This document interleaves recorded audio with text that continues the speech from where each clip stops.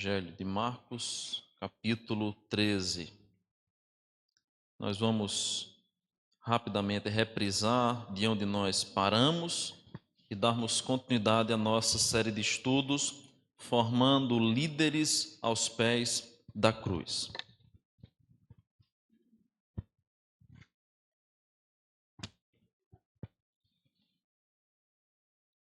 Marcos capítulo 13, verso 1 e verso 2 apenas, diz assim: Quando ele estava saindo do templo, um de seus discípulos lhe disse: Olha, mestre, que pedras enormes, que construções magníficas.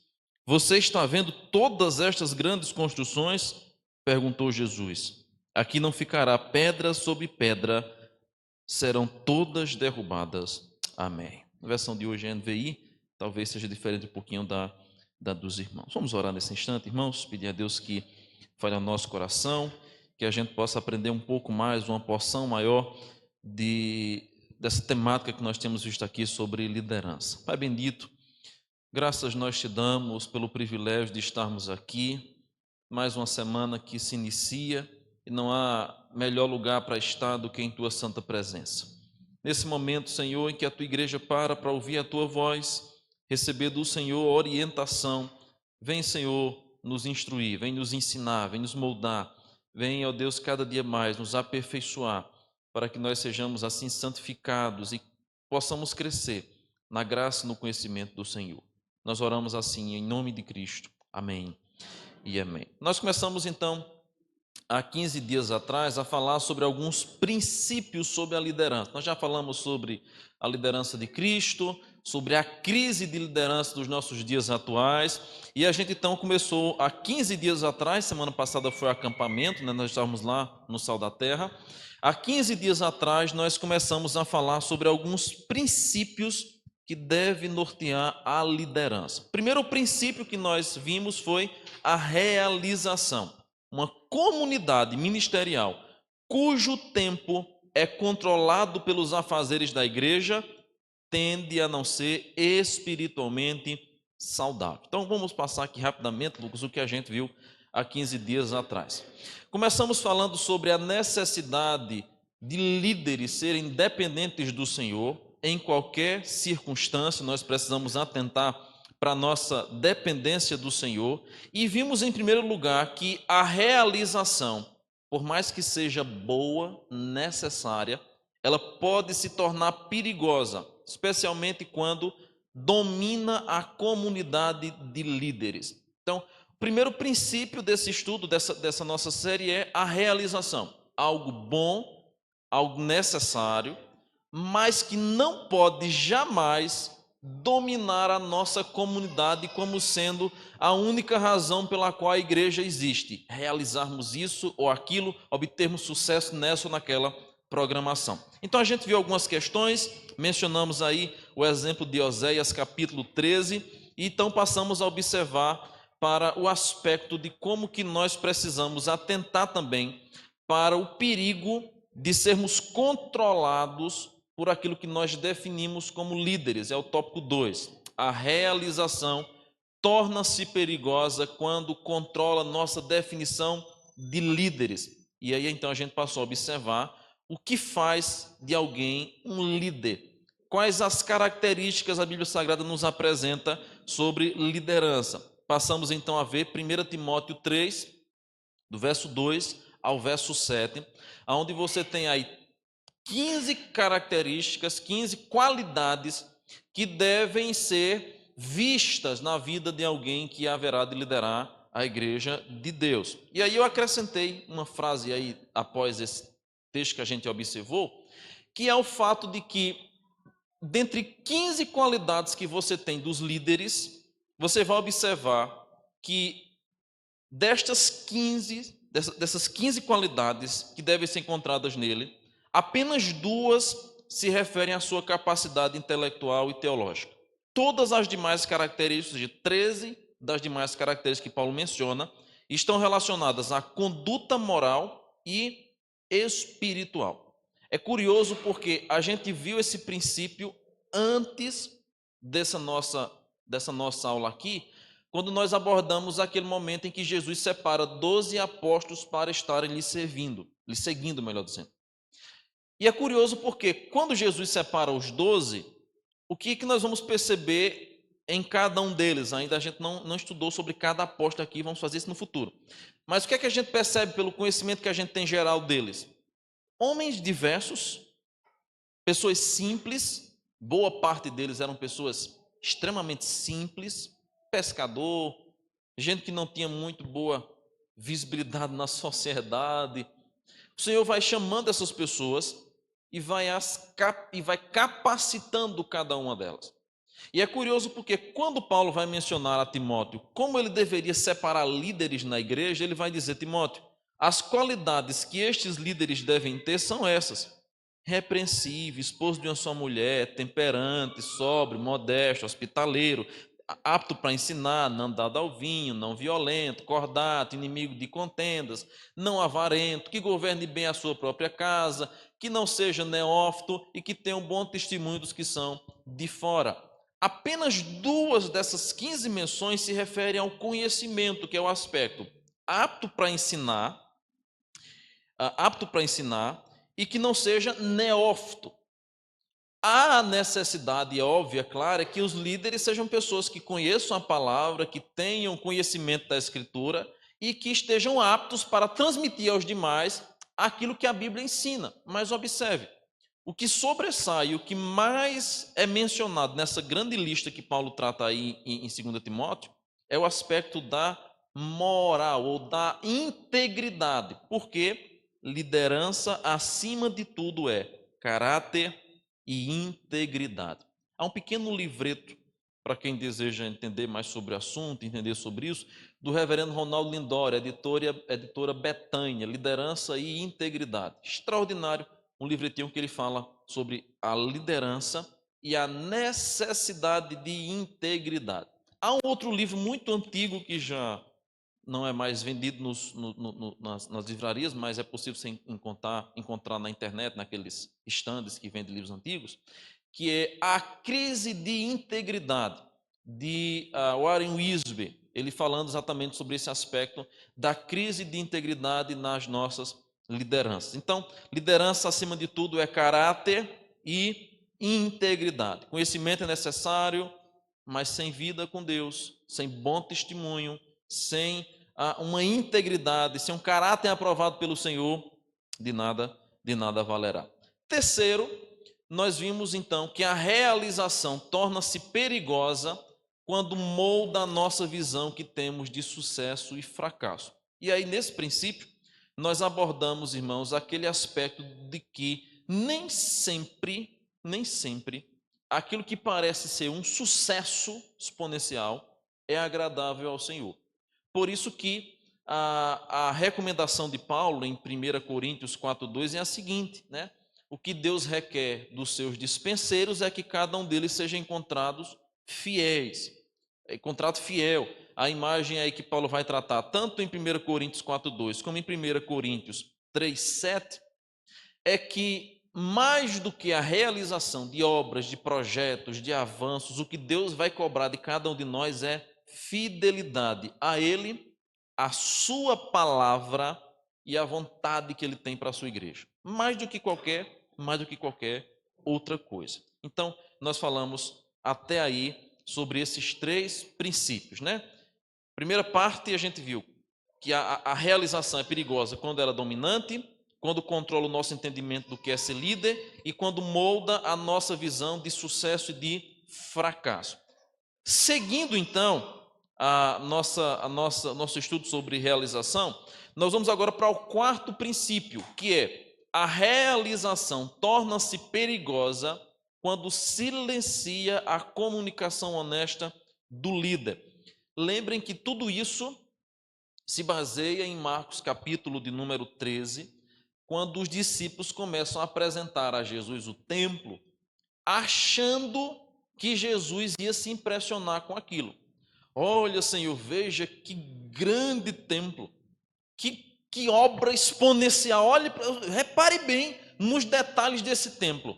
Veja como nós somos trabalhadores. Veja como nós somos detalhistas. Veja como o povo cuidou dos mínimos detalhes. Veja como é grande esse tempo. Jesus, olha, não vai ficar aqui pedra sobre pedra.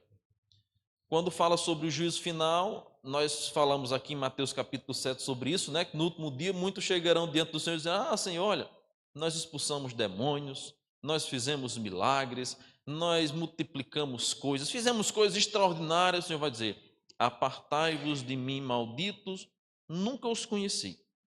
Perceba que a realização, por mais que gere sucesso, por mais que seja conhecida, nem sempre é agradável ao Senhor. Nem sempre é agradável ao Senhor. O que dista você vai ver, por exemplo, as igrejas, essas seitas que tem por aí, né? Essas mega igrejas, pregam um falso evangelho, não ensinam a Bíblia Sagrada,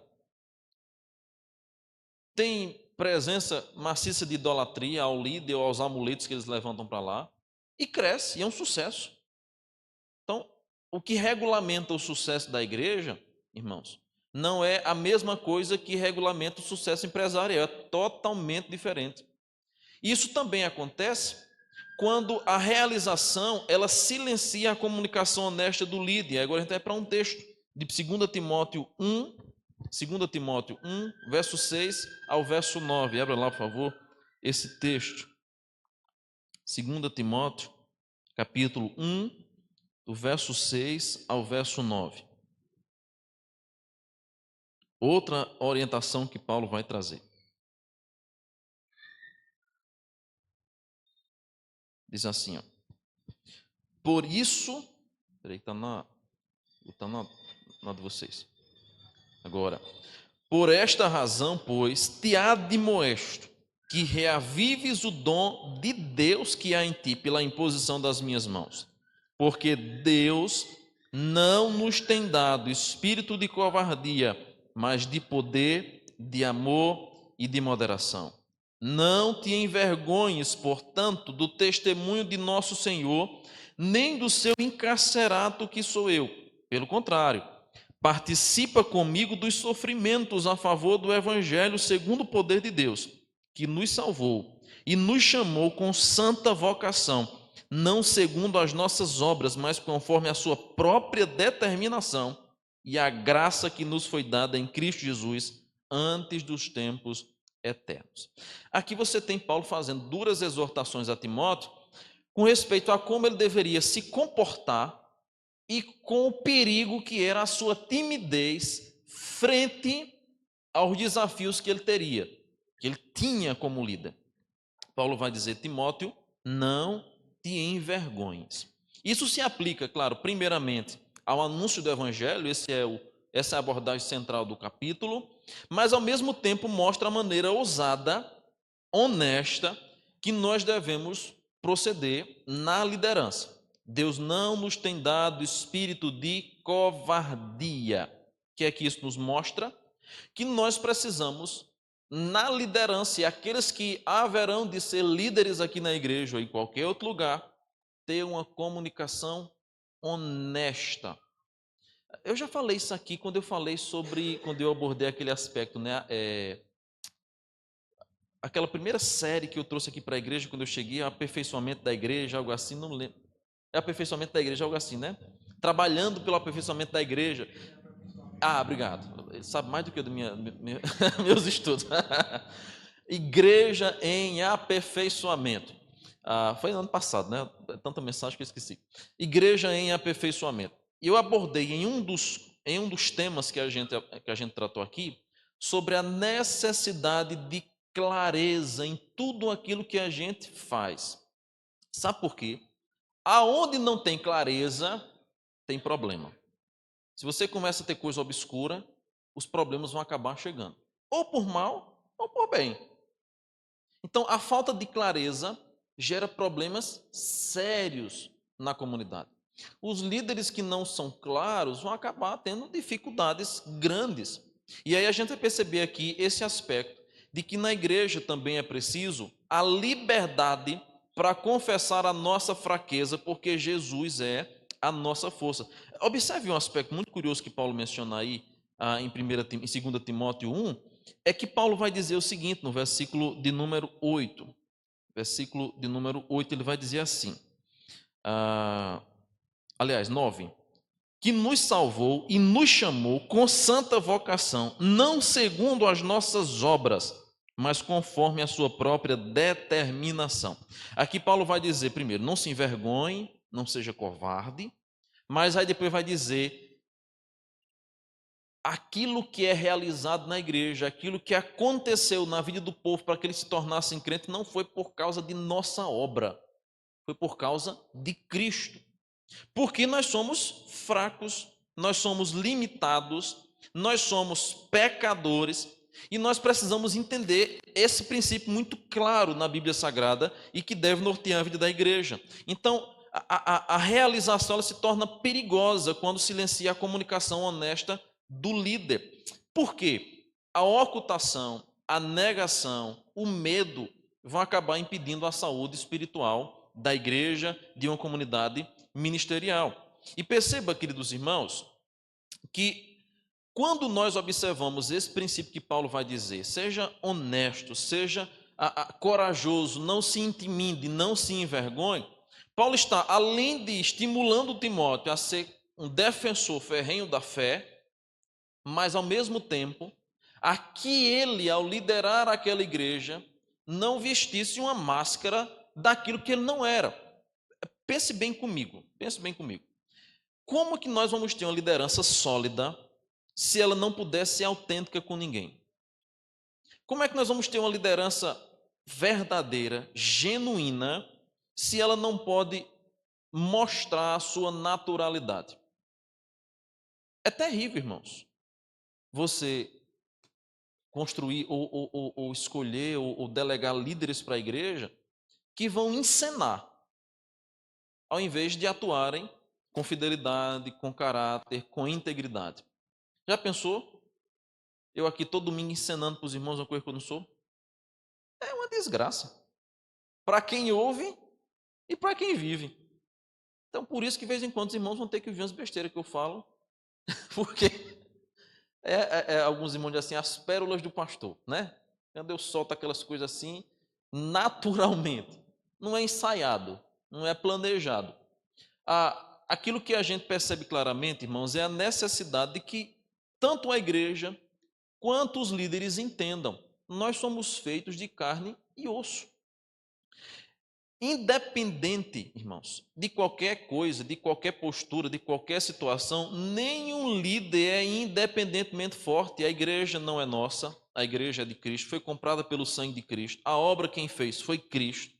Nós somos apenas servos de Cristo, conduzindo outros servos dele para mais próximo dele, para a glória.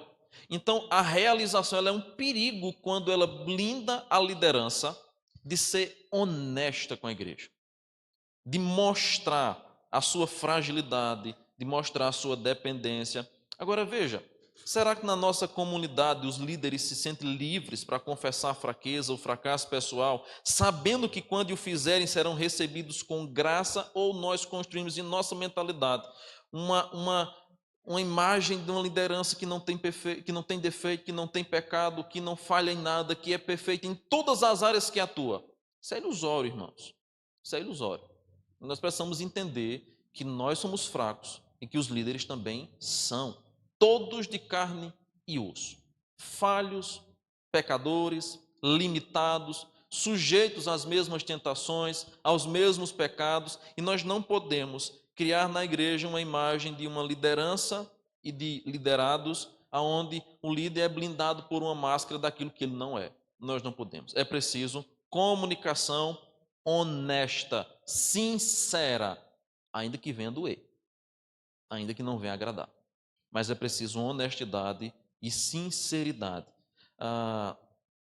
Eu tive um embate uma vez muito sério com uma determinada pessoa, exatamente por causa disso, né? Porque na igreja não se podia falar umas coisas, mas na vida podia fazer. Isso é terrível. Não, aqui tenha cuidado com as palavras. Claro, ninguém vai estar falando no púlpito bobagem, palavrão, palavra de baixo, né? Palavra chula, isso não deve estar presente. Mas não, aqui não usa esses termos, não fala sobre esse pecado, não fala sobre isso aqui. Mas na vida, no dia a dia, vive praticando isso. A gente precisa entender claramente, irmãos, que passou o tempo em que os fariseus deveriam ou dominavam, e Jesus vem e repreende exatamente essa postura. Vocês pesam a mão sobre o povo, exigem que o povo faça aquilo que vocês não fazem. Então nós precisamos de uma comunicação sincera, autêntica e honesta. Quinto princípio dentro da realização, ela torna-se perigosa quando faz com que os líderes levem crédito pelo que nunca poderiam ter produzido por conta própria. Quando as coisas estão dando certo na liderança, na igreja, quando o aparente sucesso é visto por todo mundo, facilmente a gente é tentado a levar o crédito que não pertence a nós, só pertence a Deus. Abra, por favor, sua Bíblia aí no texto de Deuteronômio 6, veja comigo esse texto. Deuteronômio capítulo 6, 10 a 12.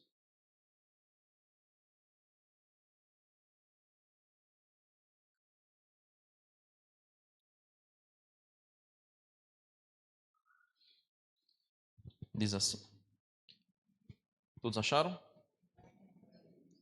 Havendo-te, pois, o Senhor, teu Deus, introduzido na terra que sob juramento prometeu a teus pais, Abraão, Isaque e Jacó, te daria grandes e boas cidades que tu não edificaste, e casas cheias de tudo que é bom, casas que não enchestes, e poços abertos que não abristes, vinhais e olivais que não plantaste, e quando comeres e te fartares, guarda-te para que não esqueças o Senhor, que te tirou da terra do Egito, da casa da servidão. Eu acho esse texto extraordinário, porque ele reflete um aspecto antigo do povo de Deus, mas que ainda continua muito presente nos nossos dias. É de querermos levar crédito por aquilo que nós não fizemos. Foi o Senhor que fez. Qual era a tentação que o povo tinha aqui? Passaram 40 anos caminhando no deserto, chegaram na terra prometida. Só que, como eu já falei aqui, a terra prometida não era uma terra virgem, que eles iriam agora abrir, né, a mata, cavar poço, construir casa, fazer açude, construir muralha. Não, eles invadiram cidades prontas. Deus havia prometido a eles. Havia muito a avançar, havia muito a devastar, a conquistar, mas já havia muita coisa pronta. Deus deu a eles uma terra pronta, produzindo. Aí, agora a recomendação é: vocês guardem, ou tenham cuidado para consigo mesmo, para que quando vocês estiverem lá nessa terra, dentro de uma casa que não foi vocês que levantaram, comendo, bebendo da água que não foi vocês que furaram o poço, comendo do alimento que não foi vocês que produziram, desfrutando da sombra que vocês não precisaram plantar, vocês não venham se esquecer do Senhor. A recomendação aqui é: quando tudo estiver bem, não invente de puxar o crédito para si, porque o crédito ele é totalmente de Deus. Foi Deus que conduziu vocês, foi Deus que deu a vocês essa terra, foi Deus que providencialmente e até mesmo utilizou os meios ordinários para que vocês fossem beneficiados. E aí, Paul Tripp, nesse tópico aqui, a realização torna-se perigosa quando faz com que os líderes levem crédito pelo que nunca poderiam ter produzido por conta própria, nos lembra exatamente esse aspecto aqui, que quando na igreja as coisas estiverem dando certas, não é por causa do líder, é por causa da graça de Deus. Ah, pastor, mas Deus utiliza os líderes. Claro, Deus chama líderes para isso. Mas o crédito de quem é? É de Deus. Porque ele só faz como quer, na hora que quer, do jeito que ele quer. Parece pentecostal jargão, mas não é Deus que faz assim mesmo. É exatamente assim que ele faz. A gente tem registro na história do apóstolo Paulo entrando em cidades e saindo de cidades, lugares onde o evangelho prosperava, lugares onde o evangelho prospera só depois da saída de Paulo. Paulo, irmãos, o apóstolo Paulo. Você vê, por exemplo, a igreja de Corinto, plantada por Paulo. Como era aquela igreja? Não quero nem saber muito não, que você vai se escandalizar duplamente. Porque se a gente já se escandaliza com o que tem dentro da igreja hoje em dia, imagina você voltar no tempo na igreja de Corinto. Só a misericórdia de Deus, tudo quanto era bagaceiro naquela igreja. Era filho tendo relação com a esposa do pai. Era caso. Olha, cada coisa terrível. Que você começa a ler a carta de Paulo, duas, né? Porque há outras que nós não temos em nossa Bíblia. Mas duas das que Paulo escreveu, era Paulo descendo a lenha naquele povo, reclamando, exortando, excomungando até em nome do Senhor, entregando a Satanás, como ele vai mencionar algumas questões. Tamanho era o pecado. E quem foi que plantou a igreja? Paulo. Era para ser uma igreja extraordinária, né? Mas cheia de pecados. Por quê? A gente vai encontrar essas nuances em algumas igrejas, em outras não. Coisas extraordinárias acontecendo com pessoas simples, para revelar claramente, irmãos, o aspecto de que a igreja ela vem de Deus, ela é para a glória de Deus, e quem dá o crescimento é Deus. Paulo até exorta Coríntios por conta disso. Ó, um planta, um semeia, né, um vai regar, o outro vai cuidar, mas quem dá o crescimento é Deus. Então, todo o crédito de qualquer sucesso que a igreja venha ter deve ser dado a Deus, não ao líder. Quem honra, honra. Não há nenhum problema em reconhecer o esmero e o trabalho dos irmãos que trabalham na obra do Senhor. Mas o crédito da vitória, do sucesso, não é nosso. Ele é totalmente, inteiramente do Senhor. E aqueles que querem liderar, buscando crédito para a sua conta própria, estão liderando de maneira equivocada. Então, quando você aceita o crédito pelo que não poderia ter produzido por conta própria, e está atribuindo a si mesmo a sabedoria, o poder, a justiça que não tem, mas que vem de Deus. E aí, é triste quando os proclamadores da graça passam a se sentir menos dependentes da graça de Deus enquanto cumprem o seu chamado. Abra agora um outro texto, lá no profeta Amós, capítulo 6, do verso 1 ao verso 6. Amós, capítulo 6.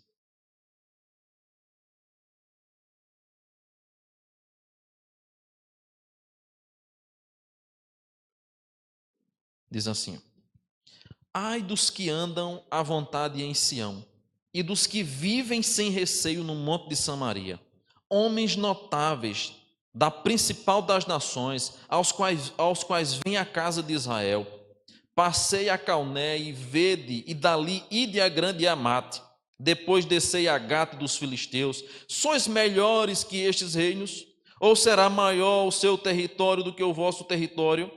Vós que imaginais estar longe o dia mau e fazeis chegar o trono da violência, que dormis em camas de marfim e vos espreguiçais sobre o vosso leito e comeis os cordeiros do rebanho, os bezerros de cevadouro, que cantais à toa ao som da lira e inventais como Davi instrumentos músicos para vós mesmos, que bebeis vinho em taças e vos ungis com o mais excelente óleo, mas não vos afligis com a ruína de José.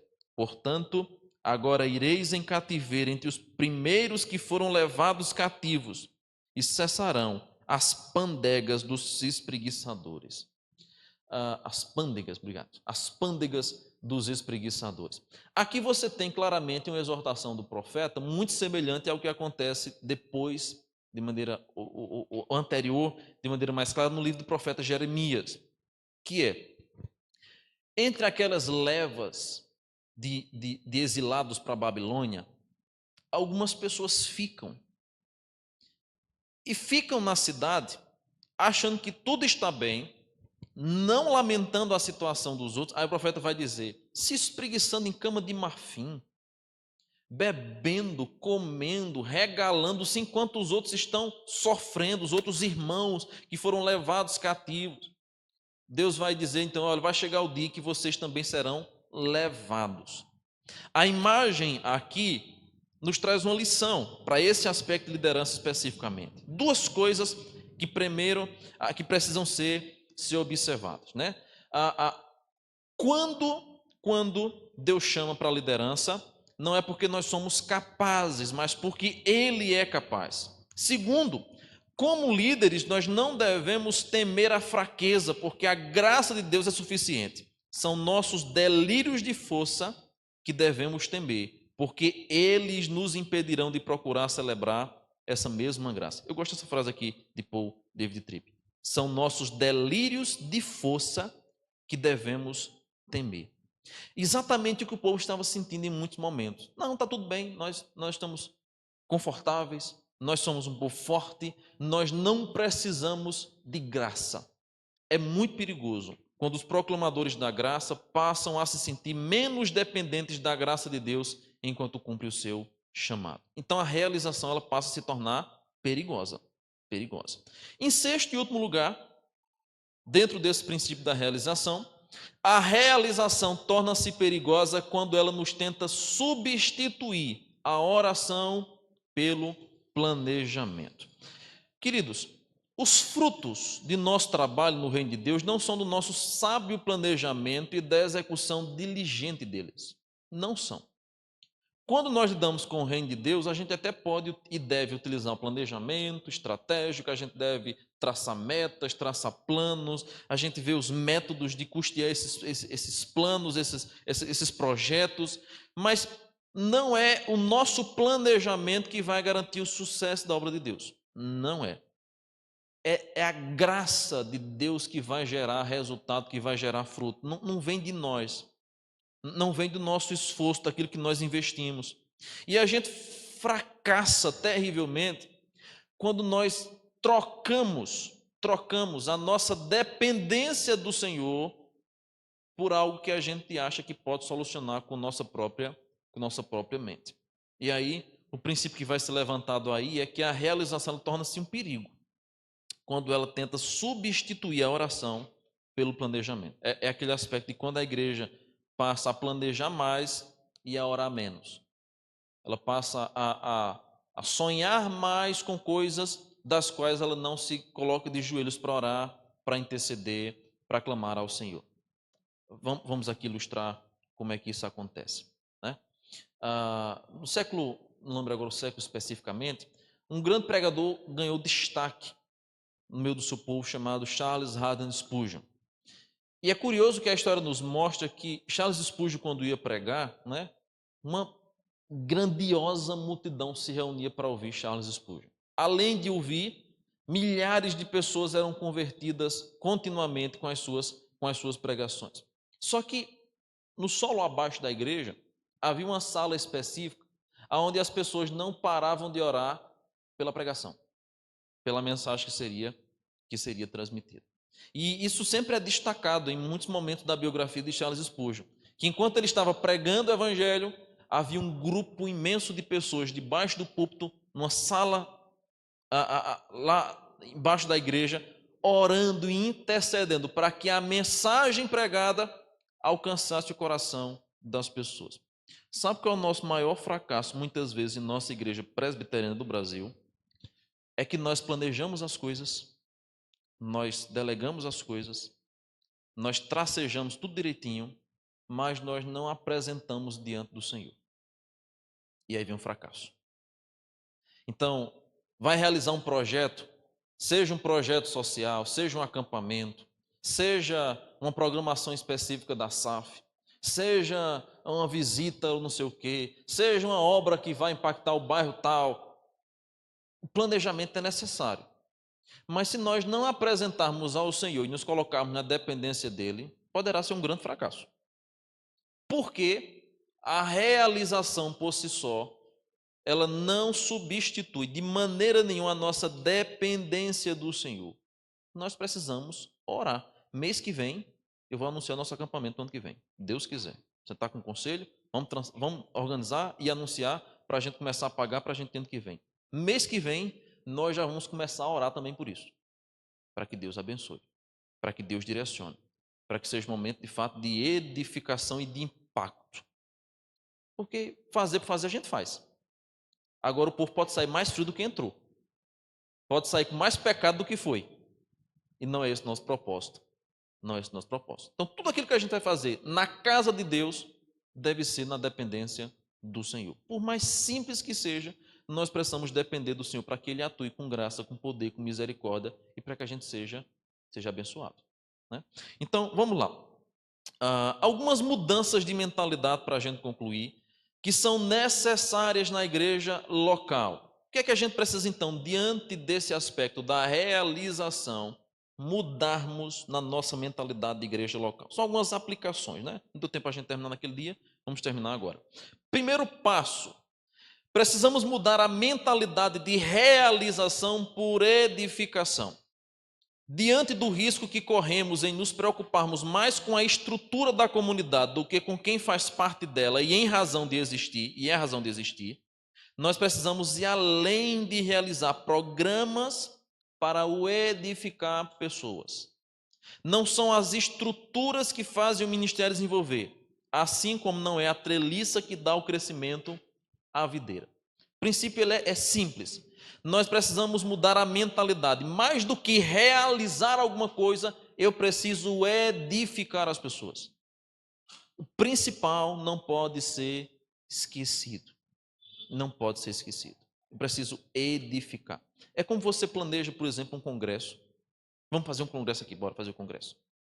Planeja a lembrancinha, bota a ornamentação na porta, faz a comida, deslega quem vai ficar na cozinha, faz a camisa, faz a roupa, arruma tudo. E de última hora você diz assim, e a mensagem, o que será? Você preparou a estrutura e esqueceu o principal. É como a dona de casa que arruma a mesa, né? Faz a mesa posta, bota os pratos, bota a cobre-mancha, sei lá como é que é, bota aquele negócio ali, e bota o prato em cima, e bota um talher de um lado, aí bota um guardanapozinho de seda no meio, que nem usa aquele negócio, que não fica com pena sujar, né? Mas bota no meio, bota um negocinho, arruma, bota a taça, bota a vela, bota um negócio, arruma tudo. Aí diz, agora eu vou preparar o alimento, faltando meia hora pro almoço. Faz um cuscuz aí com ovo, bota na mesa, é uma bênção. Então, uma semana sem comer cuscuz, aí pense no sofrimento, que Deus me defenda. Aqui. Bota lá aquele negócio todo, aí a mesa toda arrumada, tudo preparado, e o principal alimento você não teve tempo de preparar. Então a gente precisa ter cuidado para que a nossa estrutura não ganhe ou não tome mais tempo do que aquilo que é principal. Esse ano eu cometi um grave erro no nosso acampamento. Eu cometi um erro, minha pessoa, eu mesmo, não foi ninguém não. De ter inventado de me escalar para pregar em alguns dias do acampamento, sendo que eu estava naquela correria de organizar o acampamento. Graças a Deus que veio uns colegas pregaram para dar um apoio. Mas ano que vem eu não vou cometer a mesma loucura. Porque o principal é a mensagem. Eu não posso deixar preparar a mensagem na véspera de pregar. O principal é o alimento. Às vezes a gente às vezes se embanana com essas coisas, irmãos. A gente cai nisso. De estar preocupado para estar tudo organizadinho, perfeito, e o principal que é o alimento a gente deixar por último. Não podemos fazer isso. Nós precisamos mudar a nossa mentalidade de realização por edificação. Segundo, do desenvolver problemas para ajudar pessoas a progredirem. Um sentimento muito comum que há entre os cristãos é que só recebem visitas ou recebem oração dos outros quando estão doentes ou estão muito mal. E aí nós temos um problema, porque ainda há um outro sentimento perigoso, de que a liderança é a responsável por descobrir e resolver todos os problemas dos membros da igreja e de todos os familiares que os membros da igreja têm. De fato, boa parte do nosso ministério, pastoral, eclesiástico, das sociedades internas também, vai se concentrar em lidar com problemas familiares de pessoas, sejam problemas simples ou não, mas problemas que, por vezes, falta maturidade para os crentes resolverem. Coisas simples. E é preciso, então, que a gente mude a mentalidade de resolver problema para ajudar as pessoas a progredirem. 1 Pedro, antes, irmãos, cresçamos na graça e no conhecimento do Senhor. A gente precisa ser crente mais maduro. Não é para dar menos trabalho ao pastor, não é esse o propósito. É para que a gente aprenda a ter conhecimento, habilidade e maturidade para resolver coisas simples, irmãos. Às vezes os irmãos, os crentes não sabem tomar decisões simples. Eu devo ou não devo comprar isso aqui? Aí tem que ter um gabinete para o pastor dizer se deve ou não deve comprar. Estou dizendo que você não pode pedir minha opinião. Se eu puder ajudar, vai ser uma bênção. Mas a equação é simples. Você só vai comprar se der. Você só vai fazer se der. O que é que isso revela muitas vezes? Que, às vezes, irmãos, nós estamos tão concentrados em problemas para ajudar as pessoas a resolver seus problemas, que nós não estamos ajudando essas pessoas a progredirem. a aprenderem a lidar com algumas situações que são simples. De vez em quando eu dou um chá de cadeira em umas pessoas aqui, dou mesmo de propósito.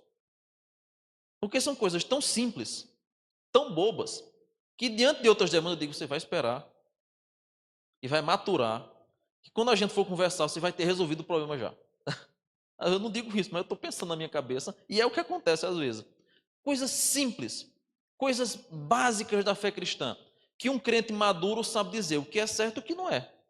E a gente precisa progredir. A gente às vezes vive uma fé muito de amuleto, né? Apoiado no que o outro pensa, apoiado no que o outro diz. Então, se o pastor falou isso, eu faço. Se o pastor não falou, eu não faço. O pastor anterior disse isso, o atual diz isso. O que vai vir diz aquilo, não sei o quê. E a gente fica apoiado no que os outros dizem. A gente não desenvolve uma cosmovisão cristã que nos capacite a resolvermos nossos problemas simples. Você é precisar de ajuda, entenda. Nós precisamos de ajuda uns dos outros, porque tem coisa na nossa vida que a gente de dentro não enxerga. Aí vem uma pessoa com mais sabedoria e maturidade de fora, olha assim, não, o problema está aqui, você não está vendo. É uma bênção. A gente precisa de ajuda, é necessário. Nós nunca deixaremos de precisar. Mas a gente precisa, antes de qualquer coisa, aprender a progredir no nosso conhecimento do Senhor. E diante disso, então, o que é que a gente precisa fazer? Né? A gente precisa aprender a desenvolver um conhecimento maior do Senhor. Terceiro passo, do usar pessoas para promover o crescimento de pessoas. Graças a Deus, a igreja ela é composta de voluntários. Pessoas que expandem os programas da igreja, pessoas que colaboram com a programação da igreja. Essas pessoas são a força vital da igreja, elas gastam noite, final de semana, gastam recursos próprios, gastam seus feriados, elas investem na obra do Senhor. Louvado seja Deus por isso. Só que nós temos ainda um outro perigo, que é de termos esses voluntários dispostos e facilmente acabarmos usando e explorando-os naquilo que deveria ser uma bênção e passa a ser um fardo que sobrecarrega. Aquilo que eu venho dizendo aqui, venho batendo na tecla, e mais à frente vou bater de maneira mais enfática. Cuidado com o ativismo na igreja. Utilize as pessoas como instrumento para abençoar, não explore as pessoas. A gente tem que ter cuidado nas nossas sociedades internas, no nosso ministério. Porque senão a gente tem tanta programação, tanta atividade, que as coitadas das irmãs não vão ter tempo nem de fazer nada em casa, não vai ter tempo nem de deitar um dia para descansar, porque chega do trabalho e corre para a igreja, chega do trabalho e corre para a igreja. É uma bênção na casa de Deus. São Luís vai dizer, eu prefiro estar na casa de Deus, um dia na porta da casa do Senhor, do que em qualquer outro lugar. Que nosso desejo seja morar aqui mesmo. É uma bênção estar na casa do Senhor. Mas a gente tem que ter cuidado com o ativismo para que a gente não se torne exploradores de pessoas, esquecendo de treiná-las. Então, esse princípio deve moldar a nossa mentalidade, porque além de causar problemas, vai gerar esgotamento físico, vai gerar distanciamento familiar pelo excesso de programações. Nós precisamos ajudar pessoas, cuidar de pessoas e ajudá-las a florescer e crescer no ministério, não esgotá-las no interesse de manter nossos programas em continuidade. Tem muita programação que a gente tem vontade de fazer, que a gente tem vontade de realizar mensalmente, semanalmente, mas que a gente sabe que se fizer vai acabar esgotando uma ou duas pessoas. E aí o que é que vai valer a pena, né? Manter de pé o nosso programa ou esgotar a pessoa até o fim em prol de cumprir um sonho, realização, um desejo que há no coração de um líder.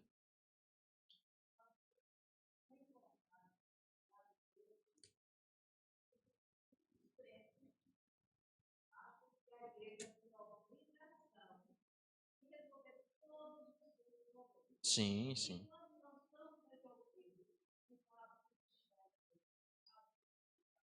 Uhum. Aham. Aham. Aham. Aham.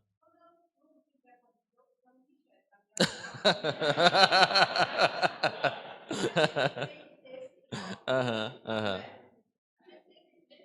aham.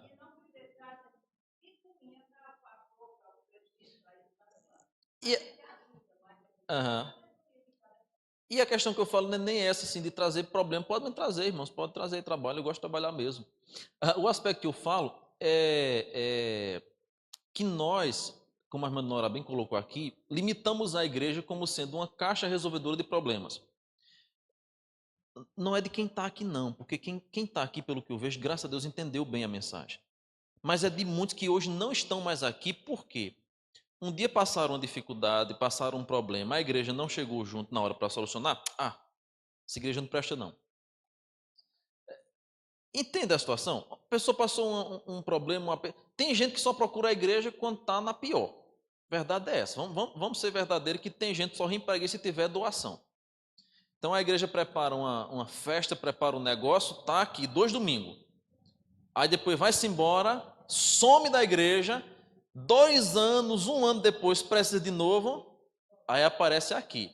Aí se a gente disser, não, agora não tem, essa igreja não presta porque só pensa nisso, gasta tanto com aquilo, não ajuda aqui, não faz aquilo outro. As igrejas estão assim, de gente assim. Não é? A igreja faz casa, a igreja dá doação alta, a igreja compra isso, compra aquilo outro, ajuda daqui, ajuda de lá. Mas quando o problema é resolvido, vai embora. Quando chegou outro problema, aparece na igreja. Para estas pessoas, qual é a imagem que elas têm da igreja? A igreja é a solução dos meus problemas, financeiro, emocional e espiritual. Quando resolver, eu vou embora. Depois que eu precisar, eu volto de novo. Tem crente que acha que nem descrente, né? O descrente nunca quer saber da igreja, mas quando está passando de fim, ore lá por mim na sua igreja, né? Tem crente que está agindo exatamente assim. Quarto e último, sim. Sim. Uhum. Daqui.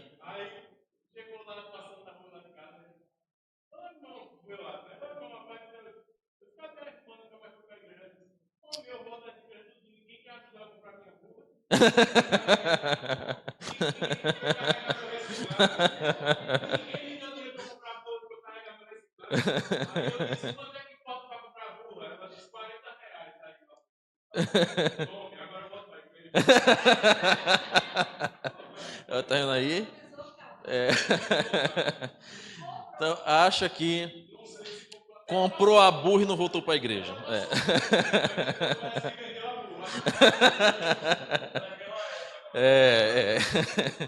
Então, essa mentalidade de que a igreja ela resolve todos os seus problemas familiares, e se não resolver, não presta, infelizmente faz com que o crente não desenvolva. Muito bem, para a gente terminar, quarto e último lugar, do buscar crescimento da igreja para desejar o crescimento do evangelho. Irmãos, para a gente concluir, nosso tempo já se foi, aqui nós temos um aspecto de missões da igreja, que é o seguinte: quando nós gastamos tempo, recurso, tanto para treinar líderes, como para investir em pessoas, naturalmente a gente acaba tendo medo de perder aquela pessoa. Ela vai ganhar asas e vai voar. É como, por exemplo, você investir em alguém que está fazendo um curso para missão ou um curso para pastor. Você sabe que você vai investir naquele curso e que aquela pessoa provavelmente não ficará ali. O que é que leva a igreja até essa mentalidade em investir tempo, investir recurso, mesmo sabendo que poderá não ter um retorno aqui? Por exemplo, a gente tem um programa de rádio, toda semana vai ao ar. A gente tem as redes sociais que divulgam um monte de coisa que gente de outro lugar acompanha e assiste. A gente tem uma transmissão que é feita para os que estão aqui, mas que há muitas pessoas de fora que acabam assistindo. A gente vai fazer uma evangelização numa beira de pista, as pessoas que estão passando por ali provavelmente não vão ficar aqui, elas estão de viagem. E assim sucessivamente. Mas o que é que deve motivar a igreja? A investir em missões, a trabalhar em prol do reino, não pensando apenas no crescimento local. O alvo do nosso ministério, do nosso trabalho, não é somente o crescimento da igreja local. Se a igreja aqui crescer, amém, louvado seja Deus. Mas o nosso maior alvo é o crescimento do evangelho. Quantas pessoas que não ouviram a mensagem por aqui e hoje estão servindo ao Senhor em outra igreja, em outra cidade, em outro lugar? Semana passada o presbítero Paulo me contou uma história interessante de uma pessoa que aprendeu aqui na igreja, foi Paulinho. Aprendeu aqui na igreja, foi instruído aqui na igreja, foi convertido ao Senhor, mas hoje serve a Deus em outra igreja, lá em Caruaru. Então, quando a gente tem a mentalidade de que a nossa pregação, que a nossa evangelização, que a nossa obra social não é somente para aqui, mas é para a expansão do reino, a gente fica descansado. Porque ainda que a gente não tenha resultados visíveis em nossas mãos, nós cremos que o Senhor, no determinado tempo, vai fazer o fruto, a semente florescer, germinar, crescer e florescer.